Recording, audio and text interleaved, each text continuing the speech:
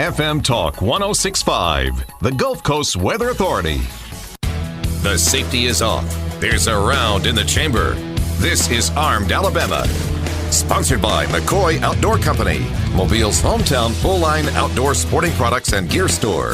An interactive talk show discussing self-defense, product reviews, shooting tips, safety, and more.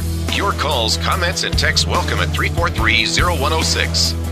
Now, here are your hosts, retired judge and certified NRA instructor Rusty Johnston and certified NRA law enforcement instructor Adam Strange.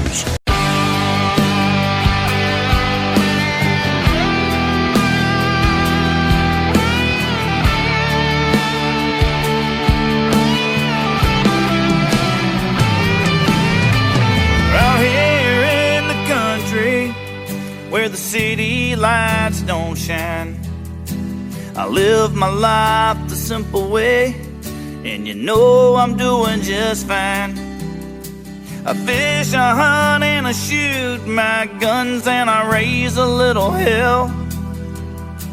The things I do, you know I do them well. This is my America, and I'm so proud, and I don't mind. I say it loud. This is my America. God bless America, the land of the free, because of the brave. This is my America. Welcome to Armed Alabama, your favorite Tuesday night show at 7 p.m. So glad you can join us. We've got a good show for you. Of course, always, Armed Alabama is a show about your self-defense, firearm and ammo selection, home protection, concealed carry, training, proper range etiquette, and of course, Alabama, Mississippi, and Florida law and U.S. law. If you have a question for us here at the studio, you can call 251-343-0106.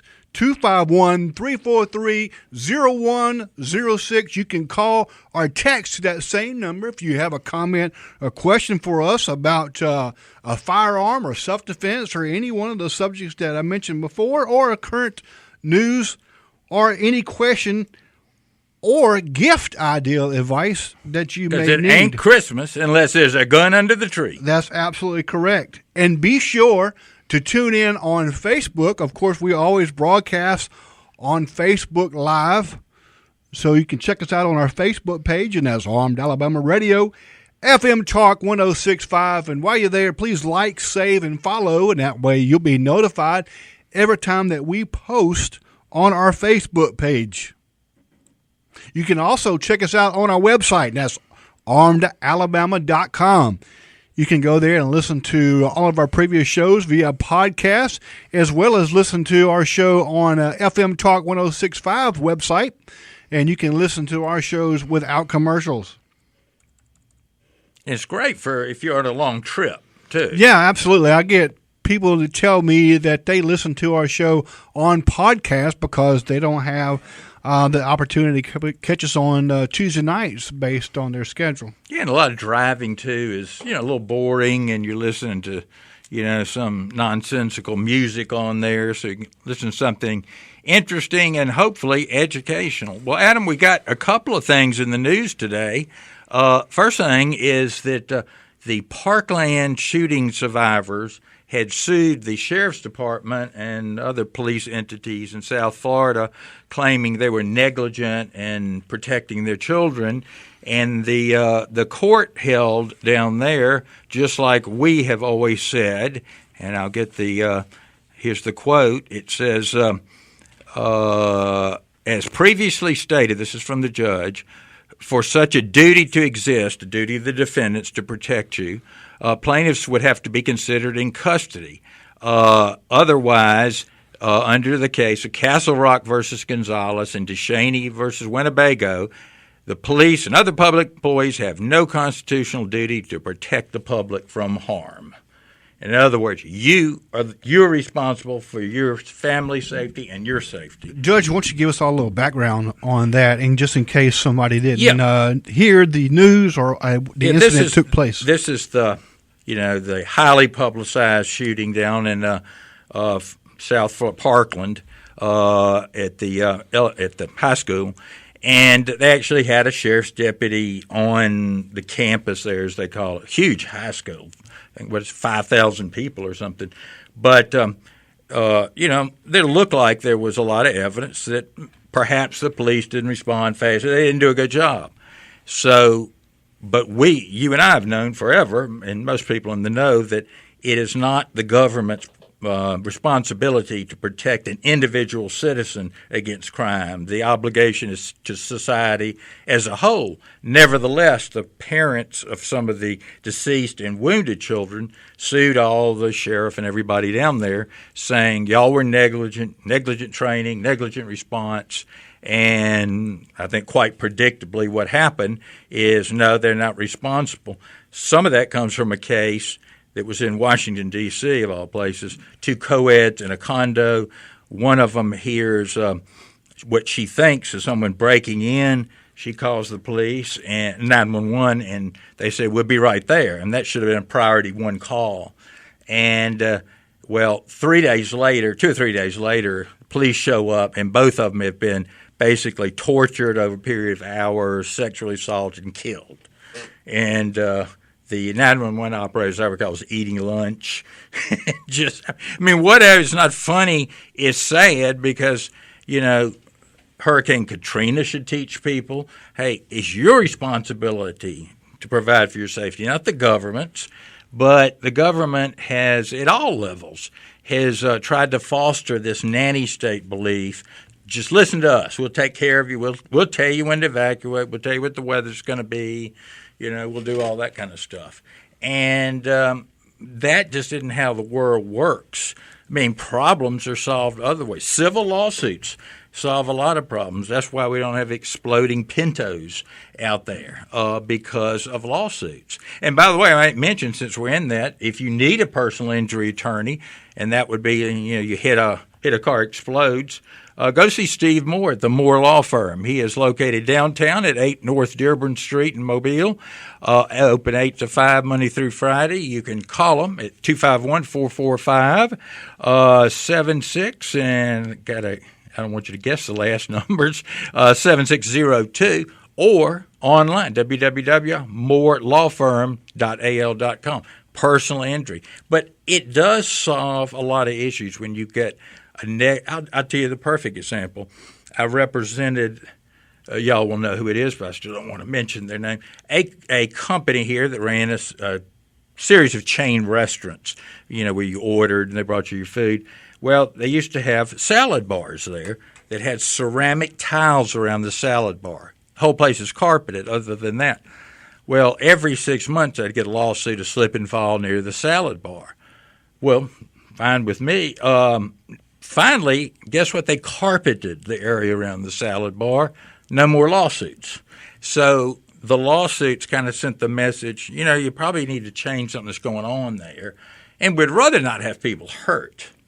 But second issue to come out is ATF, or whoever handles it, has issued its bump fire stock ban. They haven't published it. Probably be published in the Federal Register Friday. Be effective 90 days after that. So if you have one and don't destroy it before then, you will be a felon, and your property is being taken without compensation, which, when they made alcohol illegal, I was trying to rationalize, you could have drunk your alcohol before it became illegal, so it's not the same thing. It's really not the same thing because our constitutional amendment was passed to take your property from you. And they've done this through a regulatory action. Congress didn't even have the guts to vote on it. So that's pretty sad. I'm kind of up on that if anybody talks about it. And if you want to give a disposable gift for Christmas, you can give a bump fire stock to somebody, or maybe try to get them in trouble. Give it to them. They don't know what it is. They put it up and then call ATF, in April and get them arrested. I think that's a good idea. But that's what it looks like around March, so 90 days from whatever this Friday would be. But it is a 55-page document that answers all the charges or comments that we made. So it took 155 pages to do that. That would mean there must be a problem with it, I would say. Remember, folks, our number here is 343-0106, area code 251. You can call or text that number here at FM Talk 1065 in Mobile, Alabama. We'll be right back after this short commercial break and ready to take any of your calls and questions. So think them up, and we'll be right back. Step up to the firing line. Armed Alabama is back. Questions, comments, and texts at 343-0106. What we've got here is failure to communicate. Some men you just can't reach. So you get what we had here last week, which is the way he wants it.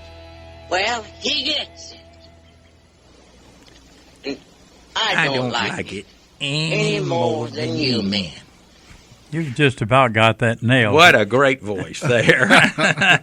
Hey, Judge, can I ask you a quick question? You can. No. You may not get a quick answer. Something you were talking about before the break, talking about the responsibilities of law enforcement. Yep. It's not to protect you if somebody's breaking into your house. Right. Am I correct in understanding then it's their job to pursue and prosecute the perpetrator? Well, yes. Originally, the duty of law enforcement was to, if there was a crime, to assist in apprehending the criminal and then assist the prosecution in prosecuting the case. But it wasn't to intervene to keep the crime from happening. It wasn't preventative. It wasn't to stop bullying in the neighborhood or run midnight basketball courts. It's just – and when you cut through it all, it makes a lot of sense if the police, sheriff, et cetera, were responsible for negligence, not responding, who would pay for that? We all would as taxpayers. And then, things just happen, that. But so how was that how it was before 911 came along? Yeah, it's been that way forever. Yeah. Well, I don't know, forever, for a couple hundred years. And like I say, and then also state of Alabama and, well, it depends on different – you can't really sue the state of Alabama unless under certain circumstances. Municipalities have a cap on them. I think it's still $100,000. But the big issue is that, they knew that we just can't ensure everybody's safety. That's for them. And we knew that X number of years ago. I thought it was interesting they've been talking about reforming the federal criminal code. My idea of reform is just abolish it. There are two crimes mentioned in the Constitution, treason and piracy. You have a crime against those. All the other federal crimes that are worth anything are state crimes too. Yeah. And then you get this abuse where, you get charged by the state and prosecuted for murder, and then the feds charge you with violating someone's civil rights when you commit the murder. But that's not double jeopardy. It's just government is sucking so much of our substance out of us that we have our effective tax rate probably is about 70% when you count cost of products that are taxed that are increased. It's incredible. But the worst is that individuals have just, a lot of them anyway, have stopped feeling as if they're responsible for their families and themselves. See, I, for one, hope that the policemen will still come out to my house if I've got a problem. Listen, they're going to try, and, there may be consequences for the individual policeman if they commit a negligent act. Sure. If they're sitting there, having lunch and don't respond, they could be fired or whatever. But they're just talking about straight financial responsibility of the department. And what a horrible thing this morning when those 2 Chicago cops got hit by a train and died instantly chasing a shooting suspect. Yeah, and weird. I mean, well, it's a high-speed train, evidently. Yeah, I was going say, through the city, and we kind of forget about trains here because we, used to have them all the time, and I'm sure they still come through town. But that's I guess another bygone era. Trains, we just don't see them as much. I'll give you the thought for the day, though. This is a quote, though. I wake up in the morning and seem to hear someone in the house sighing and saying that last night someone had died. I immediately ask to find out who it is and learn that he is the sharpest, most calculating fellow in town. Is this not happiness? That is an Asian writer in the 30s named Lin Yuang, I guess, The Importance of Living. She's got a whole chapter, which I particularly like, on the importance of loafing. So I could subscribe to that. Yeah, exactly. But it's just I had the quote. I was kind of looking for it that John Randolph of Roanoke said, 1802, about the person who said, I can stay in the bar drunk every night because I don't have to look after my kids anymore. The government does that at the paid school system or the free school system. And that's a lot of people's attitude. Not people listening to the show, I'm sure, but because, they're the more individualistic. But, you've gone from an era where the first 5 presidents believed that it was unconstitutional for the government to build roads. Most of them favored road building, but said you need to pass a constitutional amendment. Monroe and Madison both vetoed big building projects. You go from that where I don't even know if the Congress votes on that kind of stuff anymore. They just provide the money and some bureaucrat spends the money. It's amazing to me. Times they are a-changing. Yeah, they really are. Judge, you were talking earlier about crime. Of course, this is leading up to Christmas time, so you definitely want to take this opportunity to as you're going to purchase your gifts and you're out and about, make sure you park your car in lighted areas if you're shopping at dark. And in dark, make sure you lock your car, Take of a little course. flashlight, one of these, you get them for $5. And of course, concealed carry. And if you're buying those gifts, and don't look at your cell phone, or you don't got a smartphone. Yeah, walking to the mall. Yeah, because so many times we see people walking from the car to the front door, or from the front door of the business back to their car, and they have their face in the cell phone and not paying attention to their surroundings. 100 years ago, you would have been just looking up at the sky and various things. You just don't know what's going on 3 feet from you. And don't overload your arms with a ton of packages. Absolutely. Carry a few at a time if you have to. And ladies, when you go out the door of the mall, have that key in your hand. Right. Preferably with the panic button available. Yeah, there's some sensible things. Like I've said, if I were a criminal, I would hang out around some of the well-known drinking spots in town, and that's the people I would rob, the drunks coming out, because they're just not situationally aware, when you're coming out of a bar. And I'm afraid some of that happens. But, hopefully it won't happen to anybody on listens to this show because they've heard these tips. Yeah, and I have some other tips, Adam? Yeah, I actually heard a new term. I think it was this week or last week I heard a new term called porch pirates. Well, my son was a victim of one last year. We've been sending them, and now they're tearing off those ring buttons with the cameras. Then they steal the packages. My son videoed, he has a camera outside and on his porch, and videoed somebody stealing his Amazon package. I was thinking of putting, just junk that I'm trying to get rid of in the Amazon packages. A good way to get rid of maybe your garbage. my bump fire stock, and when I will get it, and we can turn him in. Yeah. Put your garbage in those packages. Yeah, exactly. A tracking device would be nice. Let's see, we got Mike on the phone in Grand Bay.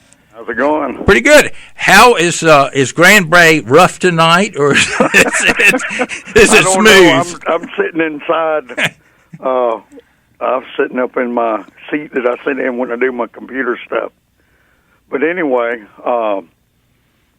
Well, what I wanted to mention is just at Thanksgiving time, my cousin and his wife was down from Huntsville, and anyway, his wife, they like to do a lot of shopping. His wife does, and she said, "Hey, what do you think about us going over to Bel Air Mall?" Not much. Late in the evening. My brother said, he said, "I wouldn't go without my damn gun." It's a good excuse because I particularly don't like going anyway. Feel like you need to take a tank. But anyway, one thing I wanted to say is, you know, just about every time you look at the TV anymore or on any kind of news stuff, there's a lot going on about these porch pirates. I mean, was it yesterday or the day before on the news, I saw where they arrested these 3 black guys from down in Florida, I believe it was Florida. But anyway, they arrested them. They worked for UPS, whoever delivered the packages. Okay. Then he'd get his cell phone and call one of his other buddies up to come steal the package off the... After he delivered it. I tell you, that is pure sorry is what it is. I'm glad they called him. Yeah, me too. But I mean, I wish there was a way that something could be done about that kind of stuff. Well, like I said, you know, you could put a tracker in these things. Those are a GPS tracker. There's a police department somewhere that's done that. Yeah. And they caught 3 people in one day. I suspect there's probably a thief in every neighborhood. Well, there's an article I read today. They had a NASA employee actually built a glitter bomb. So when they open it up, it would go off. Yeah, like the bank robbers get the dye bomb. And yeah, absolutely. Gotta go. We're up against Thank you, Mike, for calling in. Appreciate it. Thank you. All righty, thank you. We'll be right back, folks. Step up to the firing line. Armed Alabama is back. Questions, comments, and texts at 343-0106. Now remember, when things look bad, and it looks like you're not going to make it, then you got to get mean. I mean plumb mad dog mean. Because if you lose your head and you give up, then you neither live nor win. That's just the way it is. My favorite. Clint Eastwood. That's my favorite movie quote right there. And Charlie, you said he just came out with a new movie. Yeah, The Mule. Wow. I haven't seen it yet, but he's apparently he's running drugs for somebody, and he's like 90 years old. Okay, yeah. I guess that's why they hassle all the old people at TSA does. Well, they don't. Man, I just totally lost my thought. Thank you, Judge. No, but they totally don't fit the mold. Yeah. You know, if I was going to haul drugs, I'd have my wife and a couple of kids and a bunch of suitcases in the car like we were on vacation. Who would suspect? Now, except a dog, of course. What would you think? What if you were king? What would you prescribe the punishment to be for killing either one's parents or children? It's normally called parricide, murder of one's parents or children. You know, and that's so hard to just even imagine that. Well, let me tell you what the Roman punishment was for it.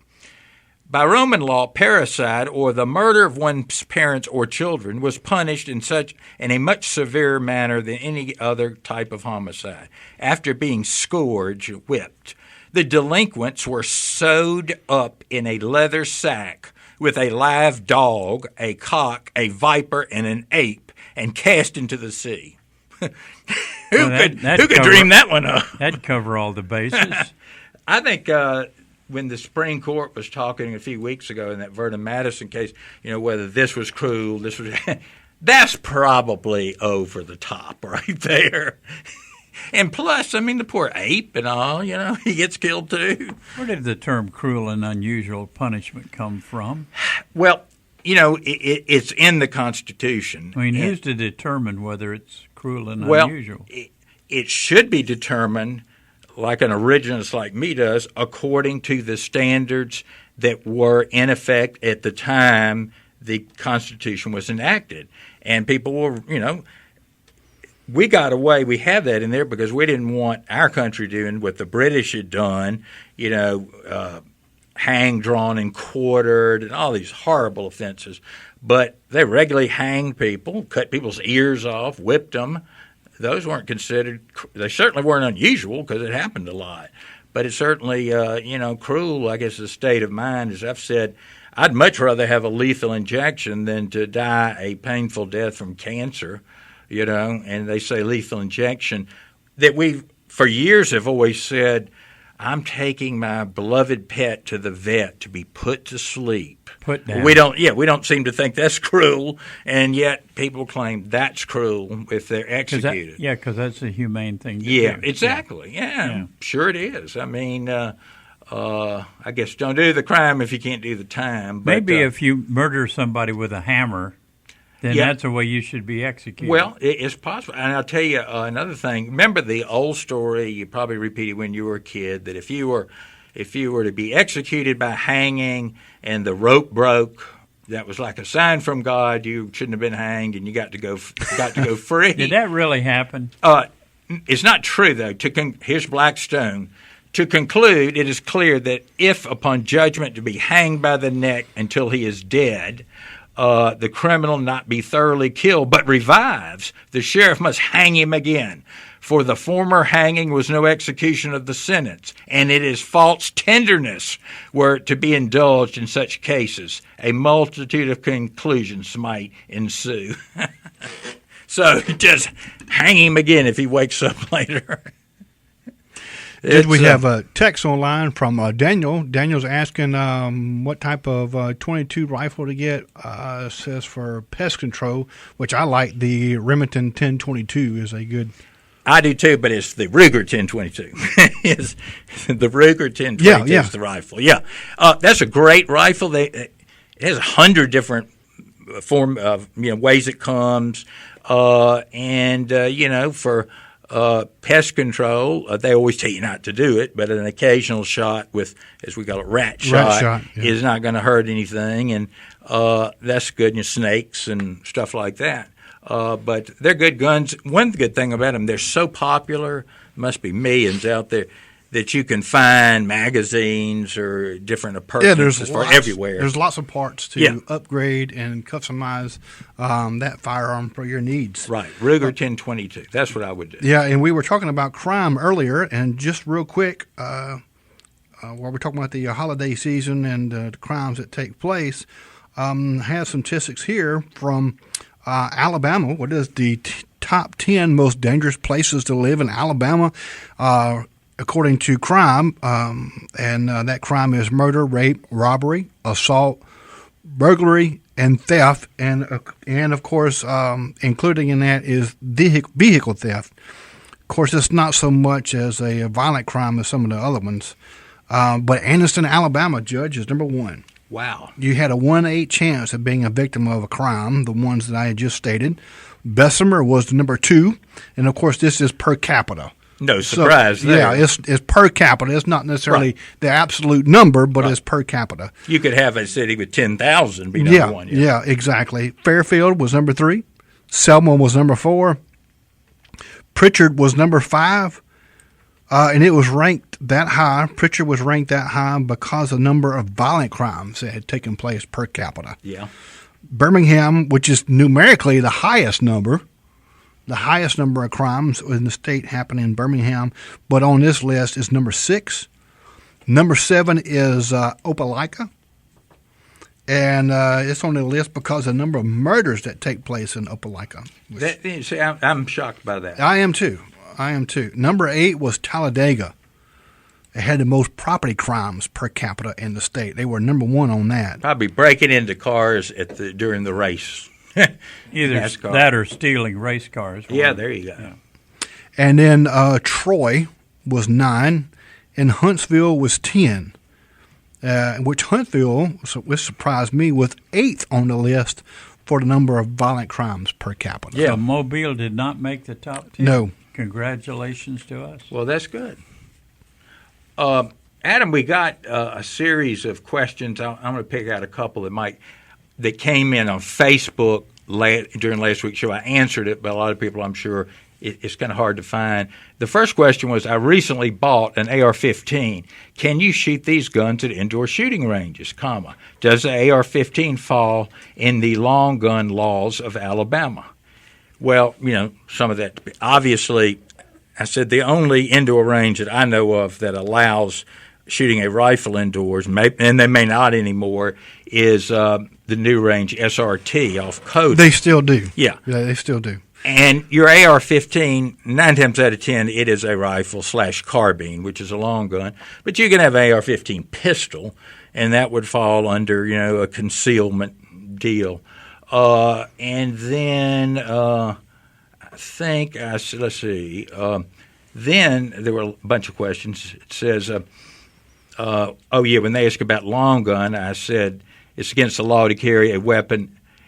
No, they ask, is it against the law to carry a weapon in my vehicle, loaded or not? Now, weapon is, a weapon could be a slingshot, whether it's loaded or a taser, but I'm assuming they're talking about some kind of firearm. Yeah. And I said, then they continued, I want to do things right and really want to know the law and open carry and conceal carry. Was this a question from our Facebook page? Yeah. Okay. The first thing I said was, hey, go to the website, www.handgunlaw.us, because that's just a good site. It'll steer you clear. But to try to answer your specific questions, in order to carry a pistol in your automobile loaded, and it's really unloaded too if you don't have it locked up, you got to have a pistol permit.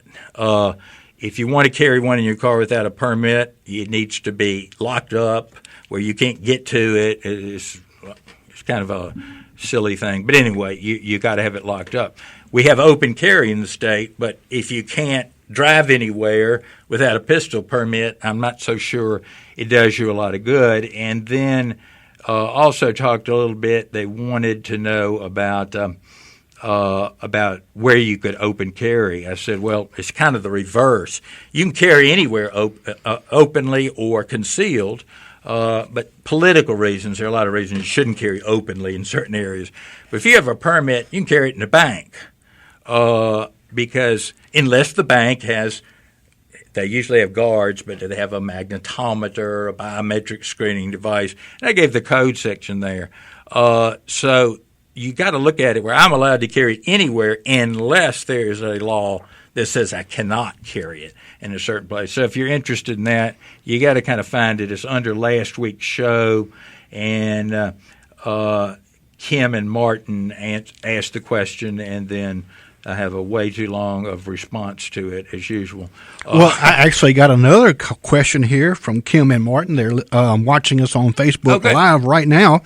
And the question is I ordered a tactical vest and have lots of clip pockets, and I was wondering if I can tote those when I am out on my property along with my AR-15 while I'm bush hogging on my property. You can tote them anywhere you want to. You can tote an AR-15. Now, like I say, there are political reasons. You could legally put the AR-15 over your shoulder and go in and do your banking.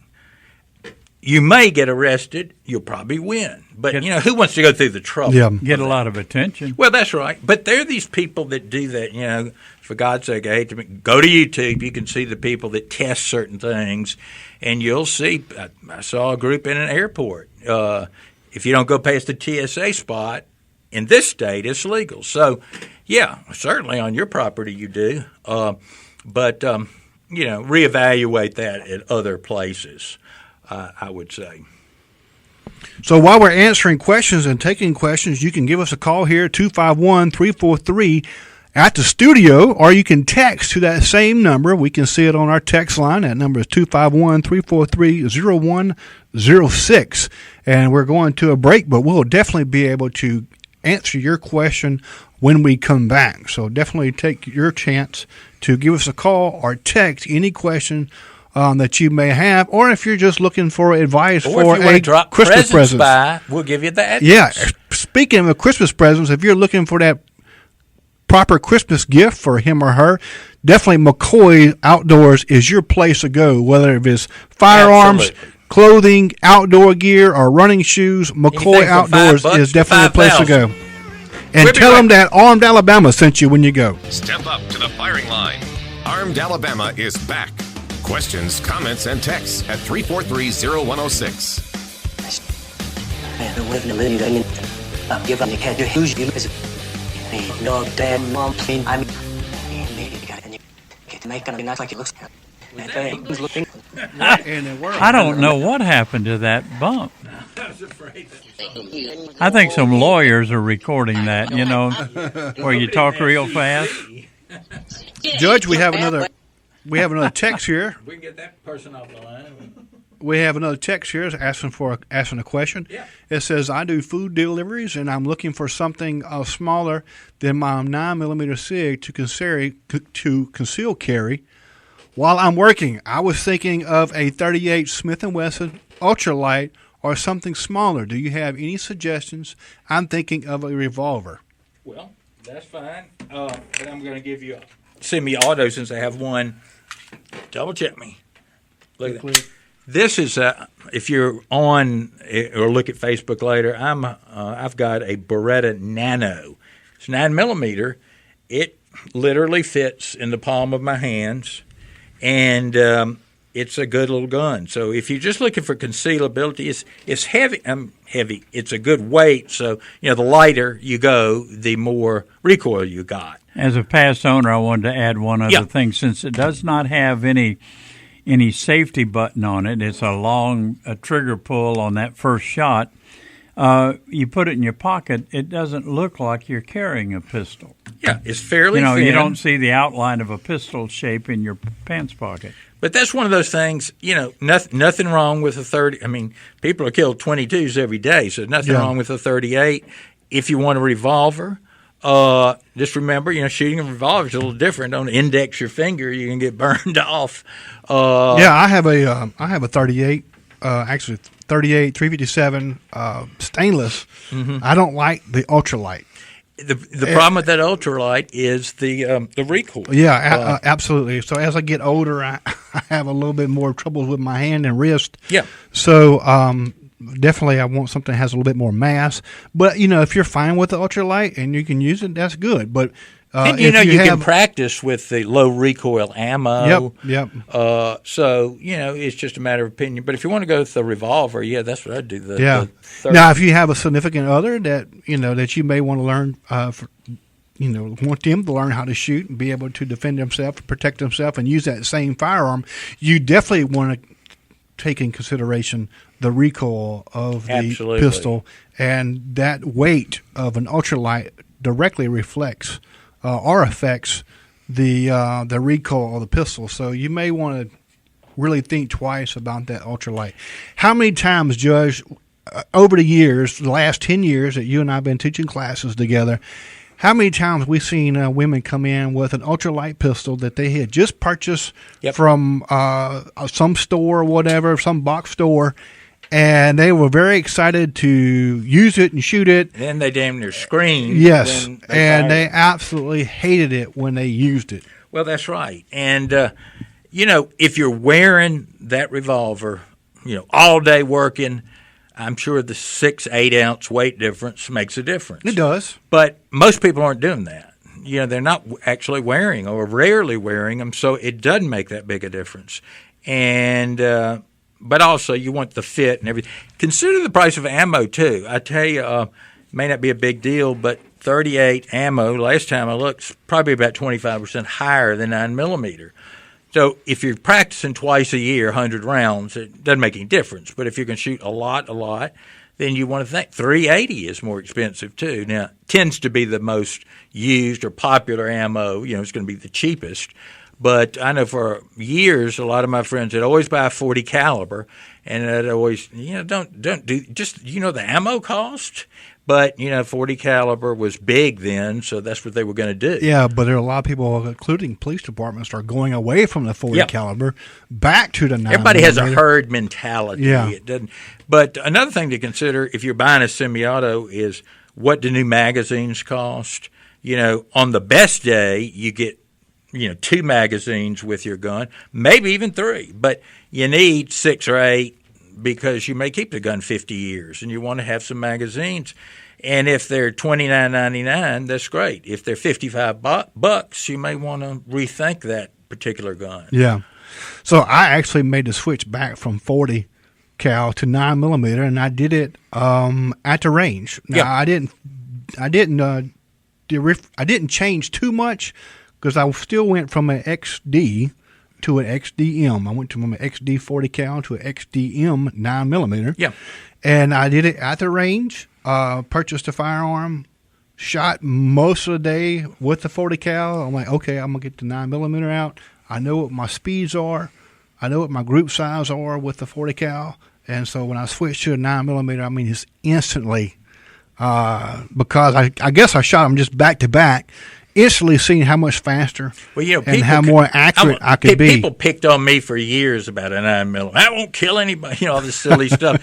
And I thought, they really put a lot of study, the armed forces, in before they adopted the 9mm.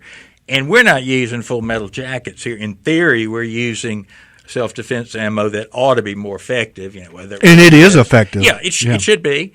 And the rounds in general are better. They're cleaner and from years ago. But that wasn't just a happenstance that they picked 9mm. And of course, we know there's such a thing as knockdown power. Yeah, that's right. There is if you got a cannon. Yeah. But, I was reading some article that sometimes those old cannons on the wheels, they jump back 12 feet after they fired.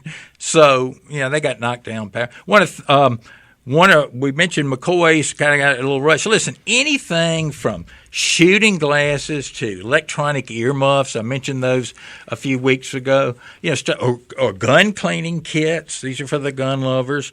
But, they got everything. A Tipton gun vise. I think it's about an $80 thing. Don't quote me. But it's it's plastic, but there are all these, where you can crank these various devices, and it holds a rifle in place while you clean it. And it's a lot better than just doing it on the table and having some spring shoot across the room and all that. You can take your gun to McCoy's or your loved one's guns, have it cleaned professionally for Christmas. You may have to tell them, I'm sure they can't get it done a week, or a gift certificate for something like that. And we laugh about it's not Christmas unless there's a gun in the tree. It's probably better to buy from McCoy's a gift card so they can get their gun, so they can pick it out, get one that fits their hands especially. But remember, they're on Spring Hill Avenue, just west of I-65, where Canby used to be. So we were talking about crime here in Mobile, crime in the state of Alabama. One of the things that we talked about is when you purchase Christmas gifts, a lot of times people tend to leave them in a car and maybe not necessarily remember to lock the car doors. And then other people will leave firearms in cars. Lock the doors and hide them. And we know that there's just people that walk around neighborhood and pull on door handle. That's exactly right. And, if you got to lock them, but nobody's going to break into your car if they don't see something in there worthy of stealing, because that's pretty inefficient just to break into every car. So put it under the seat. If you got put them in the trunk. Yeah, whatever. So I was trying to find some latest statistics, but the only thing I could come up with is from November 30th, 2017, that there were lots of firearms were stolen, but they were stolen out of cars, believe it or not. And you know where a lot of them are stolen? Outside gun-free areas. Yep.